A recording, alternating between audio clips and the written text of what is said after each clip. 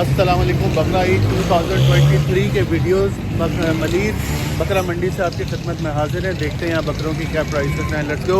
साल 2023 के बकरा ईद के सीज़न में फ़िलहाल ईद आने में एक महीना बाकी है। सारे दो दांत के लग रहे हैं, 35 36।